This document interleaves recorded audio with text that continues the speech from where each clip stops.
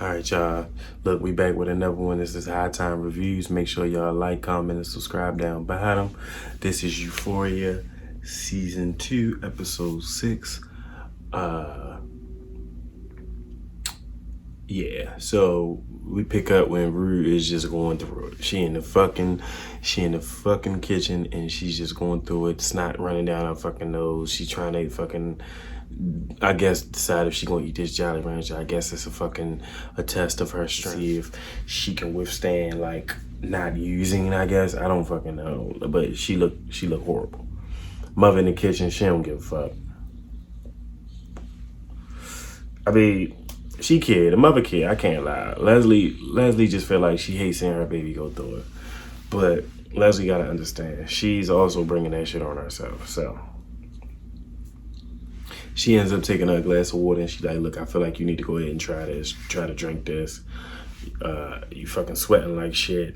You look like shit. And then Rue, like I said, Rue is withdrawing so bad that she just one track mind. That's all she thinking. Whatever she thinking about is what she thinking about. She like, I don't want that fucking drink. I don't. And I feel like Leslie just is tired. Leslie's gotta be tired, bro. Leslie's gotta be tired. And it's sad because Rue don't even have enough strength to open a fucking Jolly Rancher. The bitch is withdrawing so bad. Withdrawing so bad. And honestly, this first 10 minutes is probably like the most you see her in the whole episode. And it's back to this fucking Emmy-winning performance because right now she's performing again. She's performing her ass off again. So her mother ends up carrying her, like basically carrying her to her room and taking care of her. Like I said, Leslie is tired, but that's her baby. Like she hates seeing her daughter go through it. So they show cutscenes of her every day taking care of her, like every day. And I'm just like, damn, it's so crazy because the mother want to give up so bad. She want to give up so bad, bro. And honestly, she do so much checking on fucking Rue. She never fucking check on Gia. Gia got it the worst in the house. And I'm going to tell you why Gia got it the worst. Because Gia don't want the mother mad at her. She don't want Rue mad at her. And she be trying to keep Rue secrets too. So it's like she dealing with a lot. And nobody ever really check on her. You feel me? Saying some shit about Ali. Yeah, I really wish she would have said some of that shit she said to Ali. Because when she looked back on it and she like, I really said some fucked up shit to him. That he's like a crackhead wife beater. Like, I'm dead ass wrong for that. She like, if I'm being honest about who I am, I'm a liar, a thief, a dope fiend, abusive, manipulative. I'm like, yeah, bitch, you fall in all of them categories. And then while she's saying all of this, you seeing all these different scenes of her mother basically taking care of her, washing her up in the tub, helping her try to break her fever, all types of shit. So she's like being straight up. Like it looked like she's trying to get clean. And all she keeps talking about is how she regret what she said to Ali. And she said she really only felt bad because she felt like she was reducing his life to one moment in time where he just couldn't control himself. I said, damn, well, she might have a point because, bitch, you ain't have no place to even say that shit because, like she said, that's what cops do. Just judging people, judging him in advance. She like, that's what y'all would do to me if y'all ain't know me. So she like, I was dead ass wrong for doing that to Ali. So again, it seemed like the only thing she worried about is making shit right with Ali. Probably because he's the only person that see her and really don't judge her because he know at the end of the day, it's going to be a long way before she can actually be clean. So she eventually ends up mustering the strength to fucking call Ali. And he takes the call and she basically spews out her whole heart to Ali, explaining why she's in the wrong, what was wrong about her actions and things like that. And he basically forgives her because he's not the type of person to not forgive her. He's not. He's very much the type of person that's going to say, listen, I understand I was you at one point in time. Like, Ali was a fucking crackhead. If you think that he ain't have it worse than you crazy. So with the next scene, I guess it's post-apology, and he ended up coming over to cook them dinner. He said he would only stop by if he could cook dinner for the whole family. Now, here's my thing. Ali and Leslie got a little thing. I don't know if y'all see it or not, but Ali and Leslie got a little thing. And Ali, when he came over, he made it a mission to basically engage with Gia because he could tell that basically everybody showed Rue so much attention that they forget about Gia. And he like, can you help me cook? You know, and Rue like, I can help you cook. Rue and Leslie like, I can help you cook. And he like, no, you keep your sick ass the fuck away from my food. Like, and then Leslie like, I can help. And he like, no, you've been washing our ass, haven't you? So your ass can't stay either. Yeah, but the mother like Ali, so she ain't gonna say shit. She think that shit was cute. So he basically ended up kicking the two of them out the kitchen. So it's just him and Gia in there. So they rapping and, you know, she slicing veggies. And he asked her, I mean, she ended up saying to Ali, I think she doing better today. Speaking of Rue. He like, look, I know it's hard on Rue, but look, how is it on you for real? And that's what I'm saying. People need to ask more about how she's feeling. First of all, let's get into how Stormy Reed is a baddie, okay? A fucking baddie. All right. She like, it's okay. Ali is telling her like, it's all right for you to be upset with Rue. It's natural. She like, look, we'll do that soft. Ali like, people need to be okay to be upset. Like,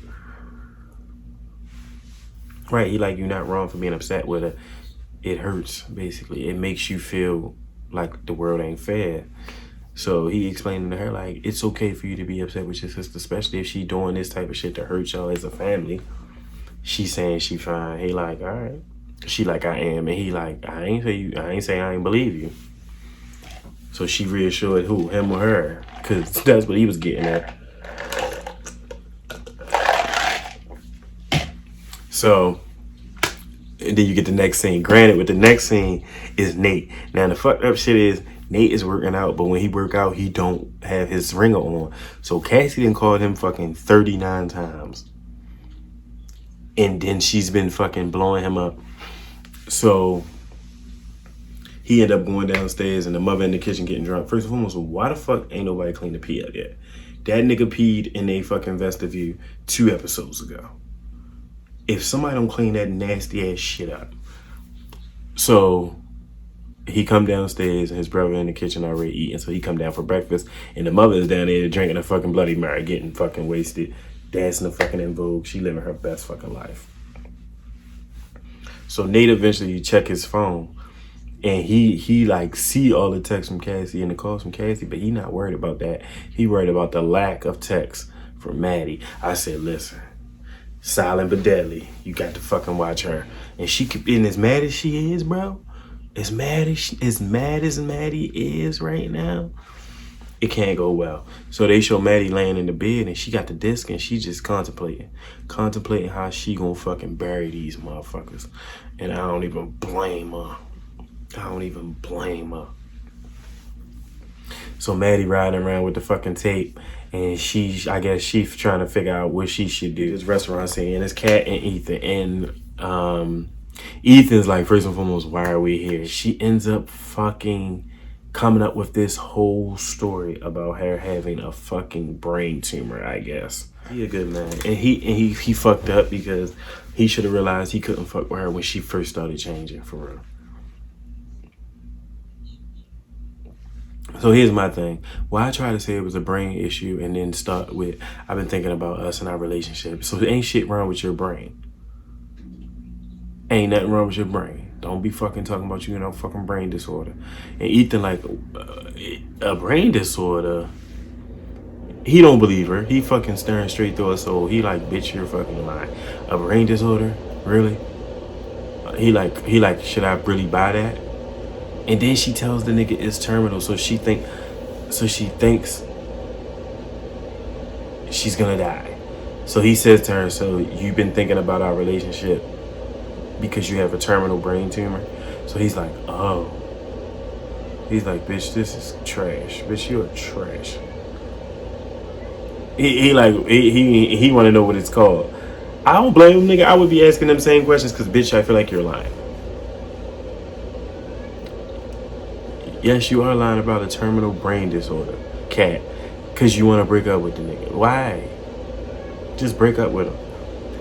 So then she flips it.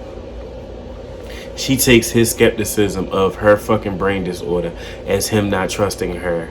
So she uses that as a way to say that this ain't a relationship because there ain't no trust. What? Cat. Stop saying and then stop telling him that's his experience. No, sir.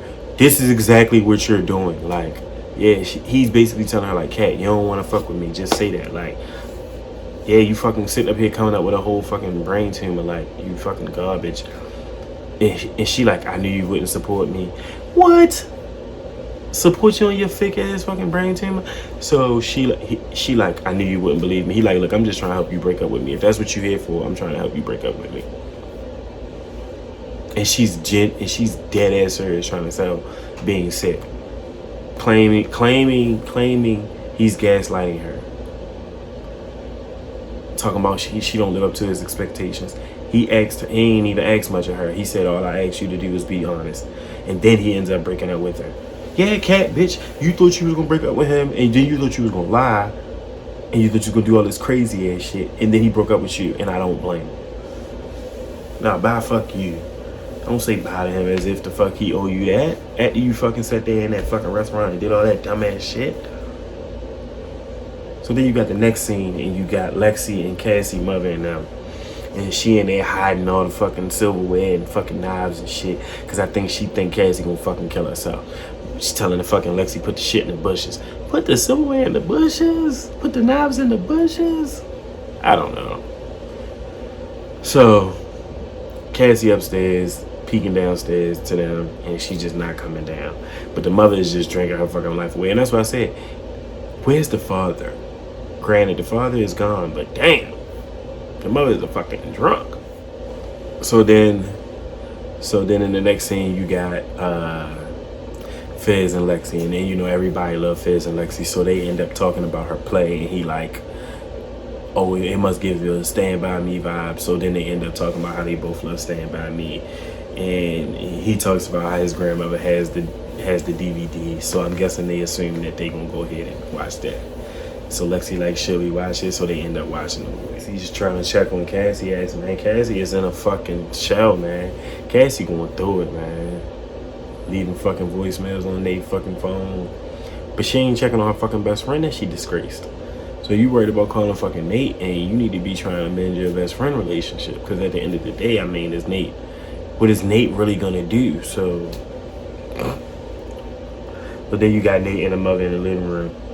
Well, excuse me, the kitchen, and she like, whatever you do, just don't marry nobody that you fuck with in high school.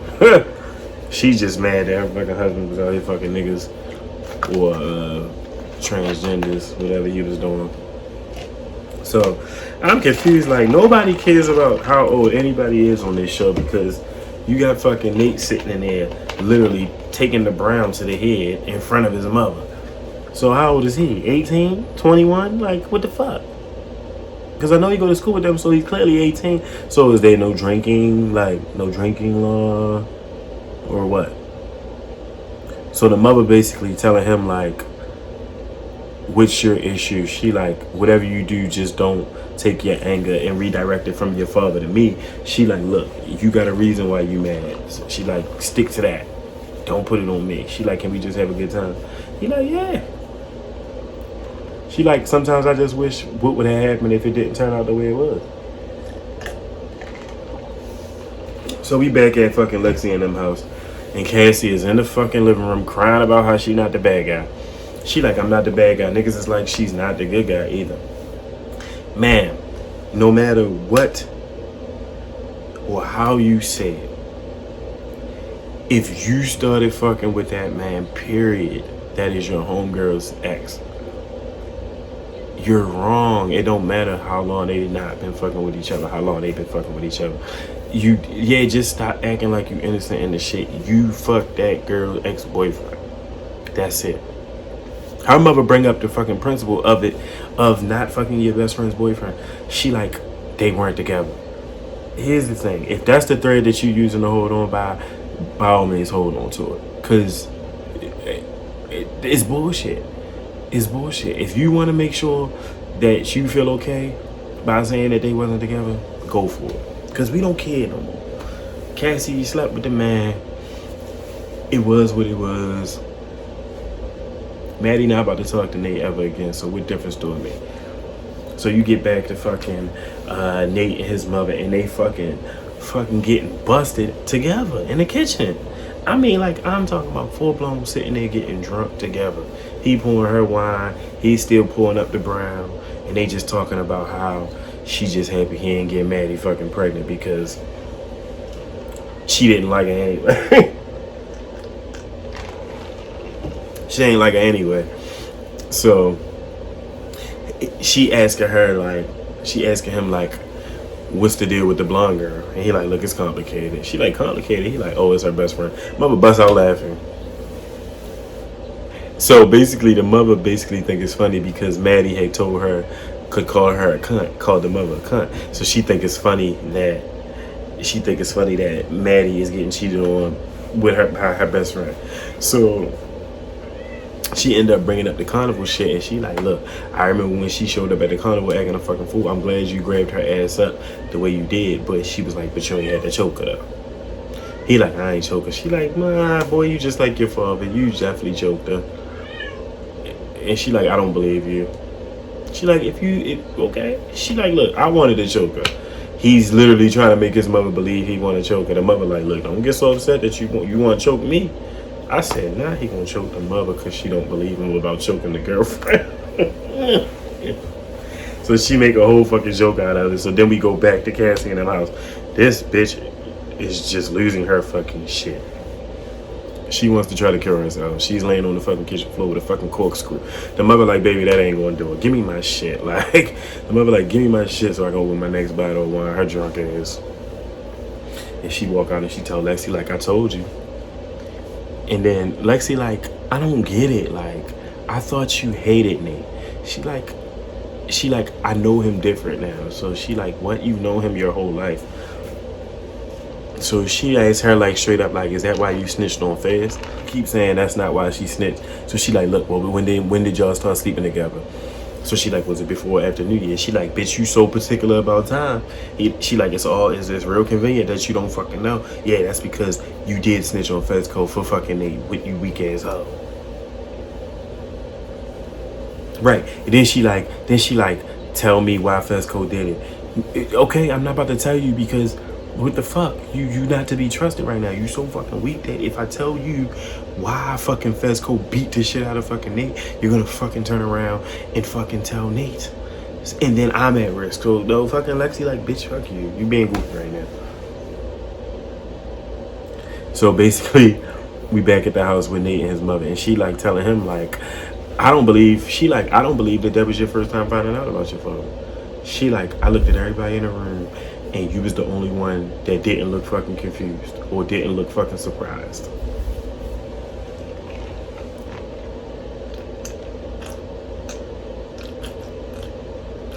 So we get back to the house, and then you got Nate and his mother, and they fucking going through it with each other. And that's basically after she told him, like, she thought it was real funny that he didn't notice or would care how the father came in there and fucking went on a fucking rant. So the mother starts saying, like, how come you don't have none of the good qualities of your father? You only got the bad ones. She like, your father's deeply flawed somehow. Like, we flawed you, like, deeper, like. So he like just looking at her, he like, damn, thinking like, I probably should have went to therapy, because she straight say like therapy was never an option for the family because you're stupid ass father. So she think the son is just a mystery. I mean, granted, Cal already said that shit. Cal already said he felt like the son was a fucking mystery. He never understood nothing about him. He kept everything to himself.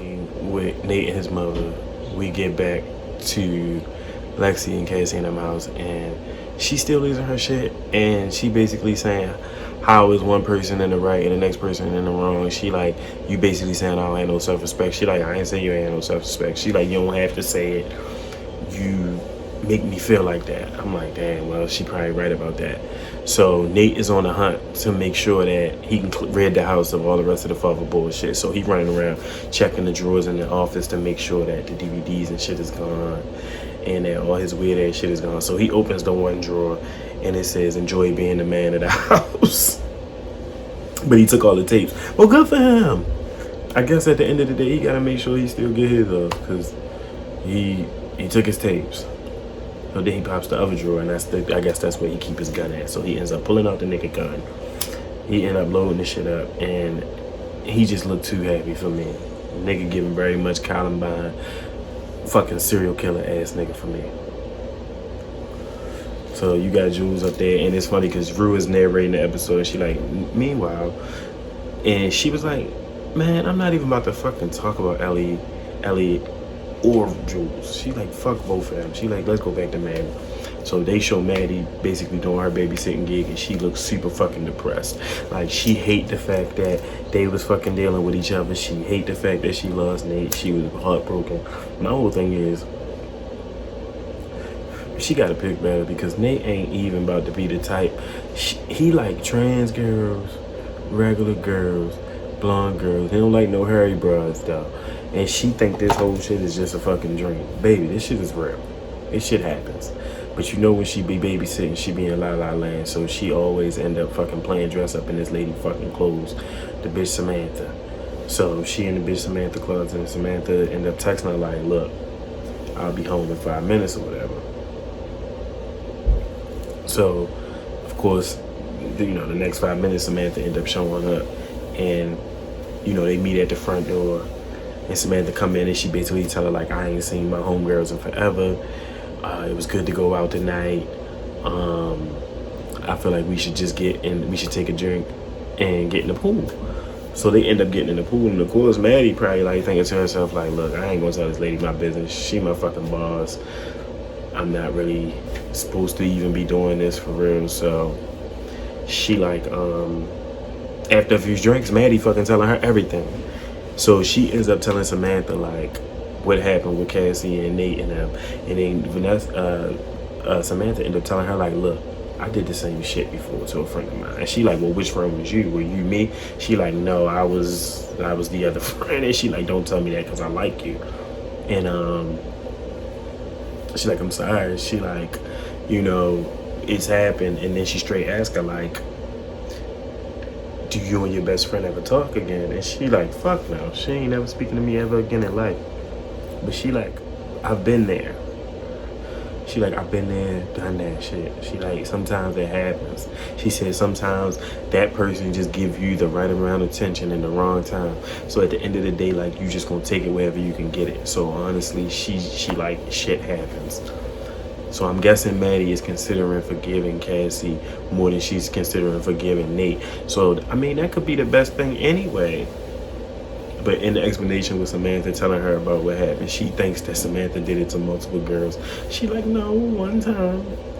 With one nigga, but hella time. She like, that was basically her best friend. So she's pretty much like, bitch, I can't fuck with you. She like, I like you, and you telling me that you did the same thing that my best friend did to me. Bitch, you trash. She like, you trash, but I still like you. And I was on Twitter, and people were saying like how they wish that these two would have a thing going on. I'm like, why? I mean, she was making her look a little uncomfortable, like she wanted her. And the fact that they keep doing all this underage drinking with these adults is crazy as shit to me. So she telling her like, look, at 18, you're bound to fuck up. You're bound to get it wrong. She like, even in my 20s and my 30s, I was getting it wrong. She like, now I'm just getting it right. It took this person I'm with now to fucking have me act right. So they end up having that conversation. I guess she takes it in. But again, I think it's more so embedded with her wondering if she should forgive Cassie or not. So then we get back to Fez Code and Lexi, and it's the end of the movie, and the song is just on, and fucking Lexi is fucking bawling out tears, and Fez, and they both sitting there singing the song. So this is probably one of the better scenes for them too, because we had all been waiting for a scene between the two of them. So for them to have this and then the song playing in the background is dope. And I think they cute, but I just don't know how it's going to end up playing out when Lexi going to have to choose. But I think she going to choose Fezco. I do. I genuinely think she going to choose him. And the way they look at each other is something serious. So all the people that's trying to put Rue and Fezco together, let's just let that go. And let's just live with the reality of having Fez and Lexi together. You at Fez house still, and I can't remember her fucking name. The bitch with the big lips. I can never remember her name. She's taking the trash out or whatever, and her fucking boyfriend is like out there in the rain. And he basically called over down there to the alley or whatever.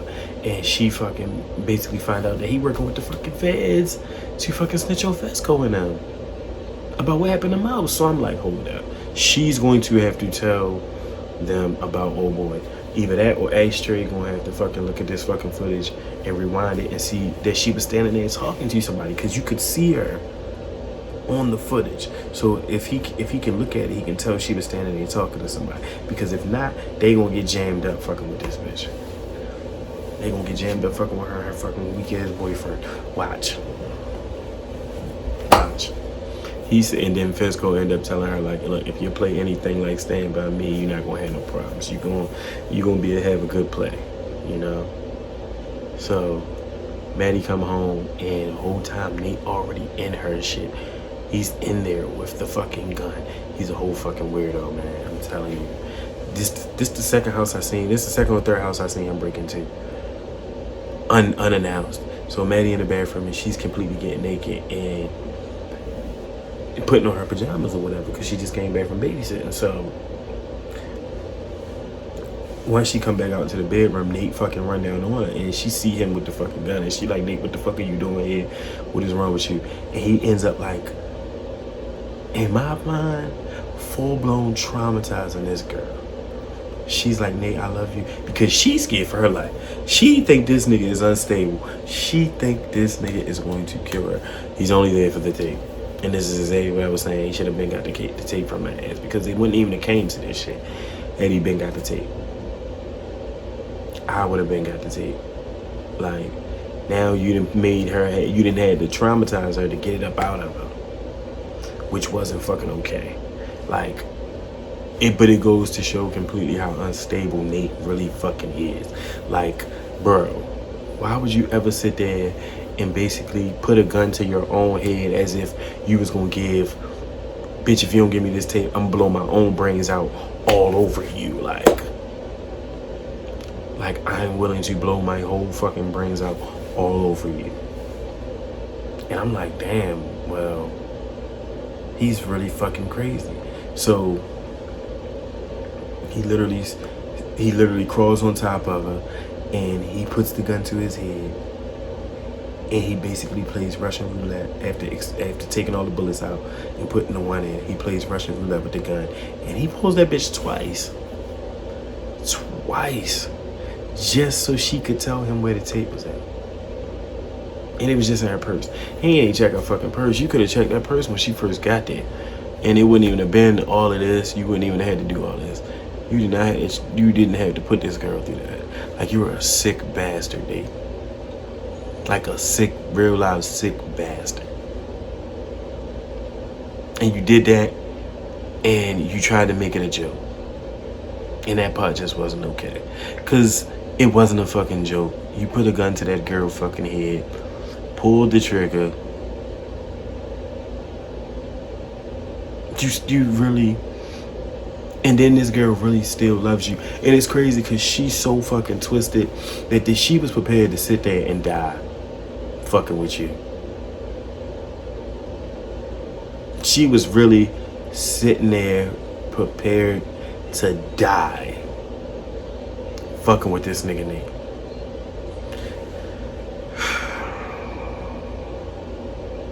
So of course she tell him where the tape is. He gets the tape. He leaves her fucking curled up in the fucking fetal position, and he, like I said, he tells her it was a fucking joke, and he tries to go on about his business. Fucking sick monster. So he gets in his truck. He ends up texting Jules, basically like letting her know, like, I know you don't fuck with me, but I got something to tell you. It involves you and my father, and I'll be outside your house in a few minutes. So basically he hurries up and pulls up. She go out, but she grab a little box cutter just in case, because Nate is fucking crazy. So she go out to the truck, and he offer her bed, and she like, no, and he like, it's good to see you. And I'm like, Nate, stop with the small talk. Why the fuck is she here? He like, I know you hate me. I mean, I've done some fucked up shit, and I mean, I'm trying to turn a new leaf, basically. So he ends up fucking telling her like, I apologize. She ain't trying to hear his shit, and he like, look, if you want the second half of this apology, you need to hear my first half. So he like, look, you don't hear me out. I apologize for everything that I did. I'm a dickhead. I shouldn't have did that. I was trying to protect somebody that ain't need to be protected, aka his fucking weak ass father. So he basically ends up giving her the tape, and she like, why are you giving me this? And he just like, I feel like you needed to make sure you're in a safe space. And he like, plus you didn't even know you was being recorded. And then she like, well, thank you. But she ended up telling him like, look, I came out here with a box cutter. I was prepared to slit your throat if I had to, honestly. And I'm like, good job, Jules, because he's fucking crazy. So she got the tape. She like, look, thank you. She like, who else has seen it? Did you watch it? He like, yeah, I watched it. Of course he watched it, Jules. He like, so she getting out the car, and he like, look, he grabbed her, and she, you know, granted, she get on guard because she like, nigga, don't touch me. And he like, look, all things aside, you feel me, everything I've ever said to you is true. She like, likewise. So she run back to her front porch, and she looking back. I said, oh no, we don't need another stupid bitch acting crazy over him. Leave him in season 1. Leave him in season 1. Jules, you already got enough shit going on. You don't need to be in no 3-way triangle with fucking Maddie and fucking Cash. She got the tape. So tape is clear. Nate is in the clear. He leaves Jules' house. He fucking calls Cassie like, look, check this out, Cassie. Pack a bag. You coming to stay with me. I love you. I'm like, so he feel like he crossed his eyes and crossed his T's and dotted his eyes. He feel like because he know Maddie not ever gonna fuck with him again. He cleared the air with Jules because he feel like anything that Jules, you know, he might have had on Jules, he don't have no more. And now he making it good with Cassie. So now Cassie about to move in, basically. So he called Cassie, like I said, he told her to pack a fucking bag. He on the way. I said, what? Not pack the fucking bag, I'm on the way. Of course, they do the slow scene with her packing her shit. She out here looking fucking dumb. Even her mother looking at her like she crazy. She like, bitch, where the fuck are you going? She like, you know what? I know where you're going. You sad sack of shit. I know exactly where you're going. So, I'll see you when you come back. Granted, the mother always up. The mother's always up. Always up watching. So, Nate rolls up. She runs out to the car. She shows up at Nate's house. Nate's fucking mom is like watching them walk into his room. I said, damn, these kids got a lot of fucking privilege, okay? Because they just doing whatever. They just, people could just move in, their girlfriend can just move in. Like, damn, that's crazy. So he get in the room and she like, nigga, I blew up my whole fucking life for you. And she start beating on his chest and shit. This, that, and the third. And the granny, then he just kiss her. And she dumb after that. And then he just hold her and hold her close to his chest. I said, oh my God. I said, Cass, you gotta be the dumbest. Then the last scene of the show is like Ali basically telling the mother like, Rue gonna be Rue, let her be that way. But you need to take care of Gia. Like, she been waiting on y'all to love on her. Like, so, Gia go in the Rue room and she like, look, can I sleep in here with you or whatever? And Rue like, of course. And you know, she like, I don't feel like I know what's going on in your life. She like, tell me what's going on in your life. She like, no, I'll wait till you get back from rehab to tell you, you know. And she like, all right, cool. And then they end up going to sleep. And then you overhear like Leslie on the phone, and Leslie like trying to set up like inpatient rehab for Jules, for Rue. And they just like not trying to help her. So the episode basically end up with Leslie fucking screaming like, my daughter's gonna kill herself. Y'all need to help me. Like, seriously, my daughter's gonna kill herself. Y'all need to help me. And I'm like, look, it wasn't a lot of room in this episode, but it was enough to piss me off. Because we still got no fucking solutions for none of this shit she going through. And I feel like it ain't no way Lori about to let all this shit slide. So guess what? I just need the next episode to come on. HighTimez out. Make sure y'all like, comment, subscribe down bottom. All right, I'll catch y'all.